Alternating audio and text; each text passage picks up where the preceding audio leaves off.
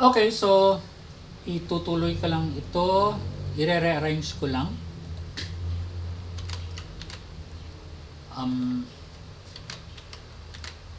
Lilipat ko yung Y dito.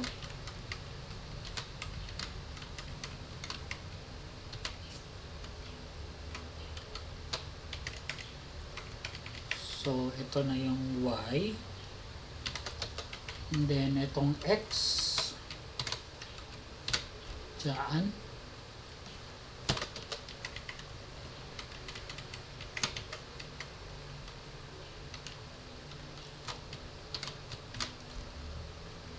Tapos,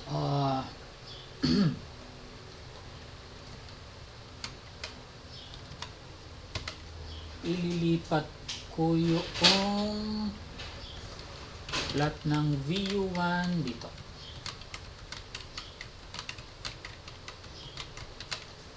And then, itong VO dyan.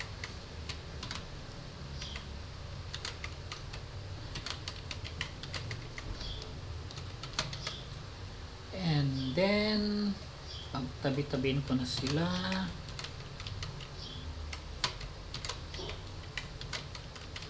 Ayan, parang naka-matrix na sila.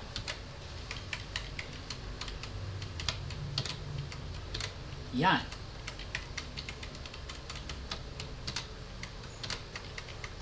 Tapos, let's say,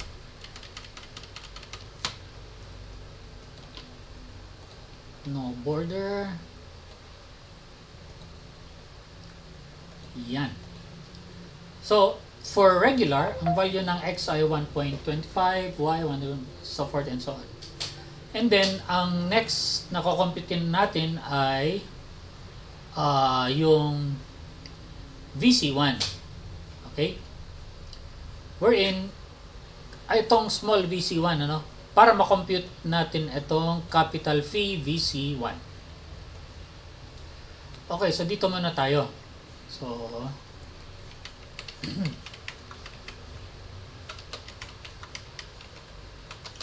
let's say dito, yung VC1. And then, ang kailangan natin dito sa VC1 ay take note na common si beta 1, which is ito maximum divided by minimum. Tapos, common din si lambda, si F prime C.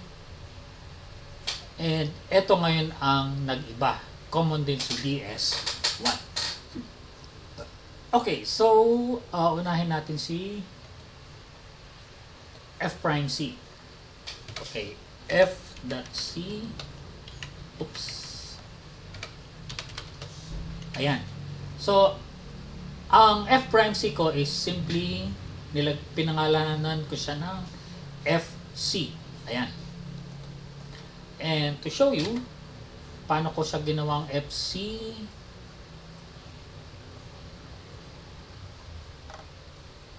ayan, 27.5, ayan o, niname ko siya ng FC. Okay? Tapos, ang next na gagawin natin ay si lambda equal to 1, si beta 1, let's say beta 1 is equal to, ayan, maximum of C.1, C.2, ayan, divided by the minimum. Yan. Next, lambda is equal to 1. Tapos, yan. S, delta S. Hindi ko alam kung delta yan. Basta 1 din yan. And then yung DS1, take note na na-solve na natin si DS1.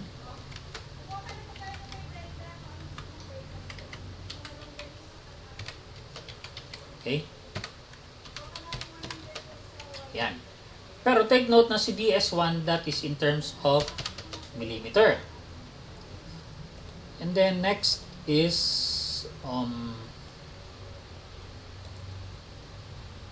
BO1. Ito na si BO1. Okay? And then, solvein na natin ngayon itong tatlong minimum. Okay. Pag isa-isahin natin yan, ano?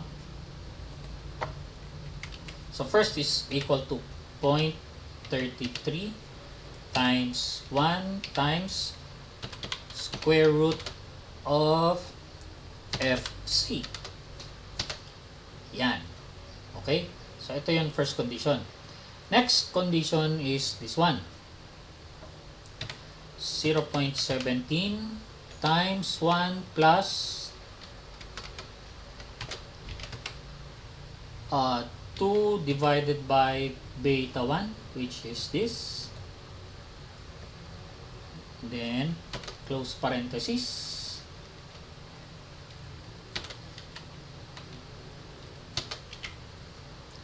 And then, multiply natin siya ng 1 times square root of FC. Ito yon, no? Next, ito namang third equation. So that is equal to 0.083 times the quantity 2 plus yung delta S, I think this is equal to 1 pa rin. 1 times, ayun, DS1. So, niname ko siya na DS.1 divided by BO1. Nasaan si BO1? Take note na iba-ibang cases ang ating BO1. So, maglalagay muna ako dito ng link. Ayan muna siya. Then, close parenthesis, times 1 times square root of FC. Ayan. Ngayon, bakit nag-error siya? Kasi wala nakalagay dito. Okay? So, maglalagay tayo dito ngayon ng BO1. Which is, mamimili tayo kung anong BO1. So, ang kukunin ko ngayon, ayan. Yan. Okay, so pipiliin ko yan. Pe-paste ko dito. Tapos, itong regular. Kapag regular, ang BO1, eto, 5. And then, kapag case 1, papalitan ko yan, dito ko ililink. Ayan. And then, for case 2, papalitan ko dito. And finally, for case 3, click ko doon, 2.98. And then, itong warning, papalitan ko to ng 0. Then, I will press enter. Yan. Ngayon, since it is outside, mag-e-error to. So, papalitan ko ito ngayon ng L1, let's say, 0.25. So, dapat wala nang error yun. Okay? So, ang nag-govern is case 3. Ang pinili niya is eto. Okay? So, nasatisfy na natin ngayon itong tatlo. Kukunin natin ngayon yung minimum. Okay? So, ulitin ko. Ang beta 1 is ayan. And then, itong BO1, yan, nag-govern ito. Okay? So, next is, ang VC1 natin ngayon, for all these cases, is isang equation na lang. Kasi pare-parehas na yan. So, pwede ko itong i-block.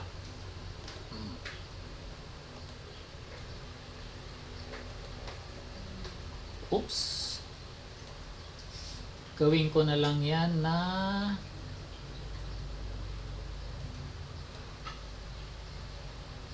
Yan. Okay? So, this is now equal to the minimum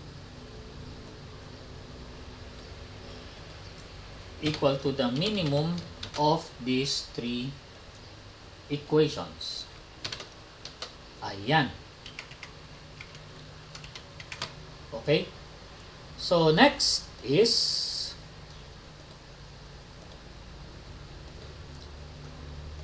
after computing VC1, we can now compute small VC1, we can now compute your allowable shear, which is etong capital VC1.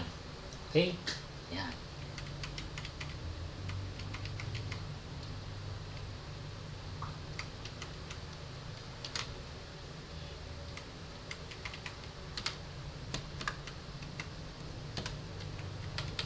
And that equation now is equal to 0.75 times BC1 times ano tong term na yan. Ito yung shear perimeter, which is actually yung BO1. Okay? So, let us review yung dito. So, equal to PU1 minus QU times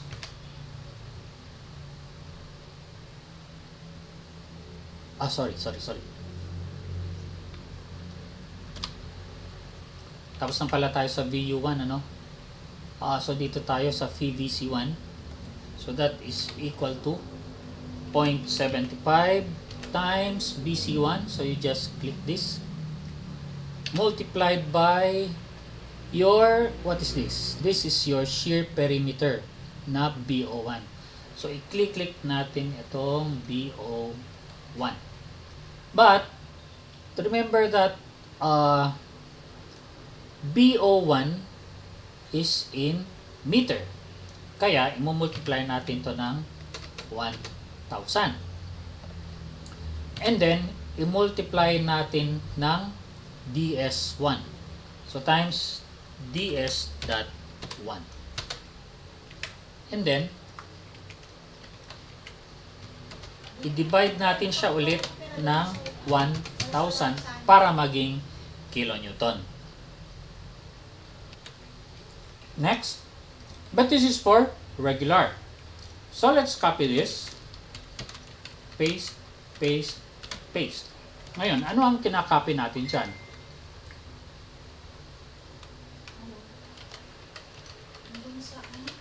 Okay, so let's copy yung buong equation, no? Yung buong text. Paste, paste, paste, and then i-edit natin to. So, dapat, ang magbabago rito yung, ayan, followed by this.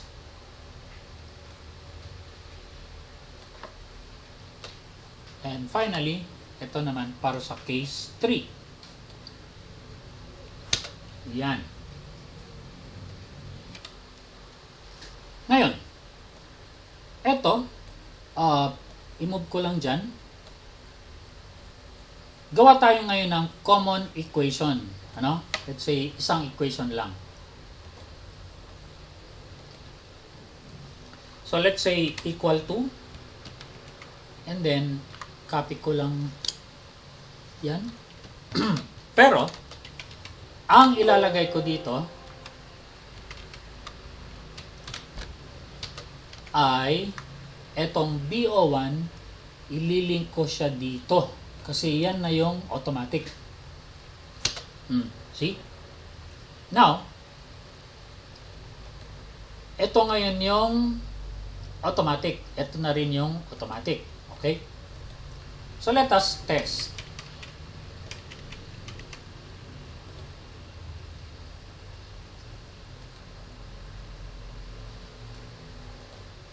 Let us test.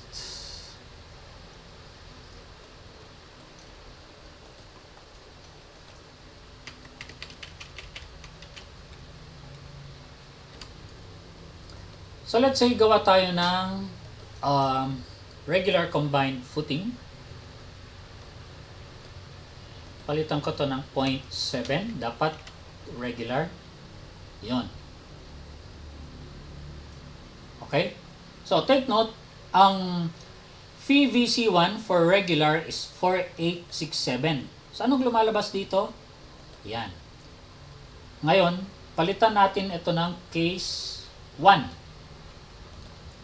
So let's say 0.625 naging case 1. Okay? Yan o, case 1. Ang VVC for case 1 is 3,650, which is ito. Next. Palitan natin to ng case 2. So 0.24. Oops. 0.26. Yan, case 2. Ngayon, nag-iba siya ngayon, 2939.75. Take note na ito na yung automatic, ito yung manual. Ngayon, palitan natin siya ng case 3. So 0.25 magiging 2920. Ito yung case 3. Ayan na siya. Okay? Ito yung paano ko sinolve yung VVC1. Ito yung aking finished product.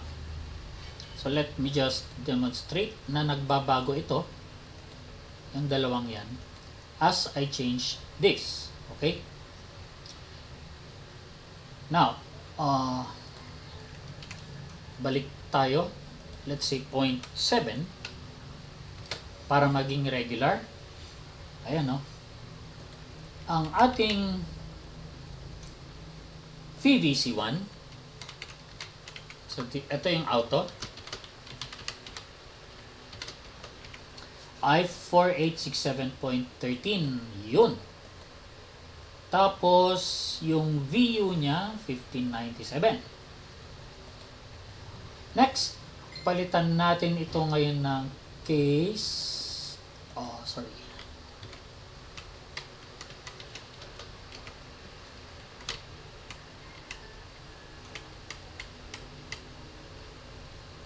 Case 2.